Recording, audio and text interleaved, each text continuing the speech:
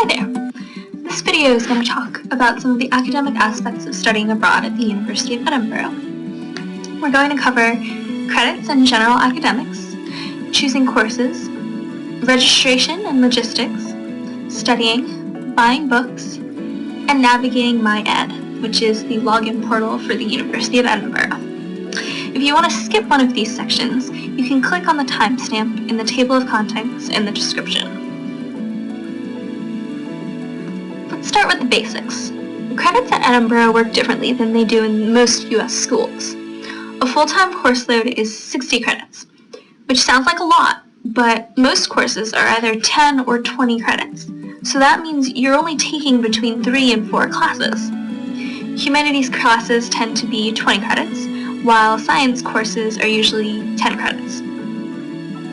This is based on the amount of time that you spend in each class versus the time you spent independently studying. For instance, for science you have more time spent in class, but you're expected to do less independent studying. For humanities courses, you have much less time in the actual classroom, but you are expected to do a lot of readings on your own. You'll often be given a list of secondary readings that isn't required, but will be helpful come time to write your paper or do your project, so you have to keep up with those the whole year. This is something different about the academics between the US and the UK. You really have to stay on top of yourself and keep up with your work outside of class, so you're less stressed at the end when you have an exam or a paper. Another note. This is only relevant if you're studying abroad for the whole year, but a lot of final exams don't occur until May. So you might have a class in the fall semester that you don't take the final exam for until the spring semester. Similarly, some 10-credit classes are only half of a semester, but if you have it for the first half of the semester, you're only going to have your final at the very end of the semester. For some areas of study, like English Lit, there are regular courses and honors courses. So any 3rd or 4th year English Lit course is automatically an honors course. When you look at the course finder for visiting students, links here, it will tell you whether a class is an honors class or not. IFSA-Butler will pre-register for your classes based on your course preference form, which you fill out with your application. But they only let you enroll in 2 honors courses, so keep that in mind when you're deciding which classes you want to take. And for some subjects, which are highly in demand, like business or English Lit, you can only pre-register for 1 honors course. So pick the one you definitely want to get into, and let IFSA-Butler pre-register you for that one. To get into another honors course, or to swap out just normal courses for different ones, you have to wait until you arrive in Edinburgh. And there are 2 ways to go about that. The first is through your personal tutor. You get a personal tutor who's the equivalent of an academic or department advisor in the States. Within the first week or so of beginning school, you meet with them just to make sure that you're on track and so you can ask them any questions you have. Each tutor has a different system for making appointments. They may send out a doodle poll, which is an online survey. They may have you sign up on a sheet of paper at their office, or you might have to send them a message to request an appointment. You can do this through MyEd, and we'll show you how to do that later in the video. So that's the first way you can add or drop a class. The second way is to go to the visiting student's office.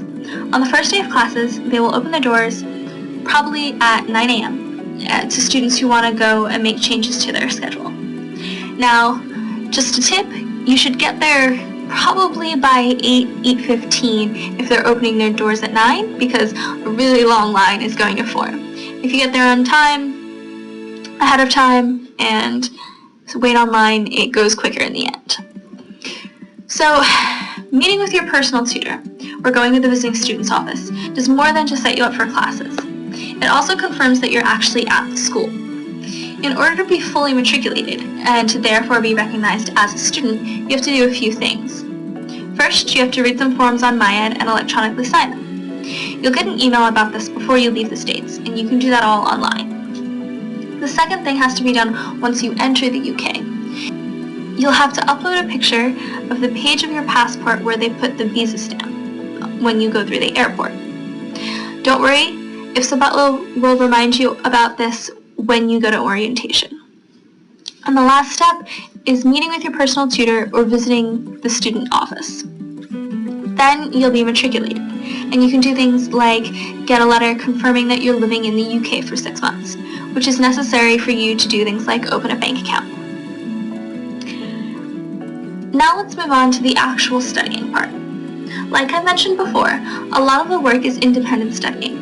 If you're in a science or engineering class, you may have more regular quizzes or assignments, but for a lot of classes, your grade is only based on the final exam and maybe another assessment or two.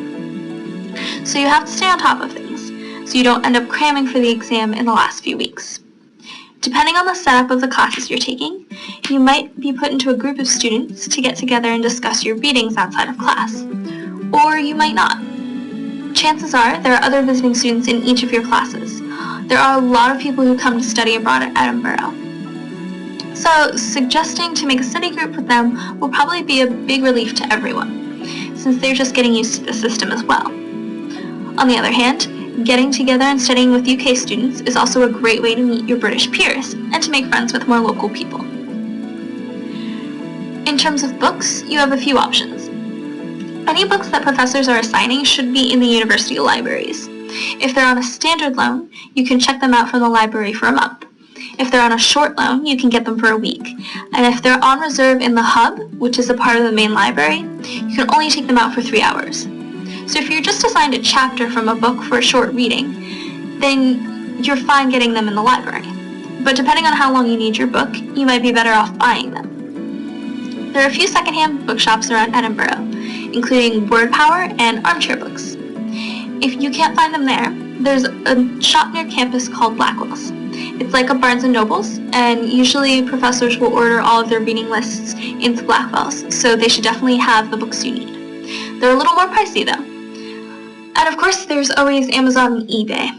Don't forget that you can open a new Amazon student account with your new UK email address, and that gets you free shipping on a lot of things. It's free for 6 months, but if you don't want it to automatically renew and charge you, don't forget to cancel it after those 6 months. Finally, let's take a look at MyEd. It's the login portal for the University of Edinburgh. There are a lot of things you can do on MyEd, but we're going to focus on the main things you'll need. This is the home page. You have your email preview here and announcements here. To fully view your emails and do things like open attachments, you'll need to go into the Office 365 application by clicking here. Under Accounts, you have Student Details, where you can change your contact information and emergency contacts. The next tab is Studies. The main thing on here is Learn. Its full name is Blackboard Learn, and a lot of schools in the US use it, but they call it Blackboard.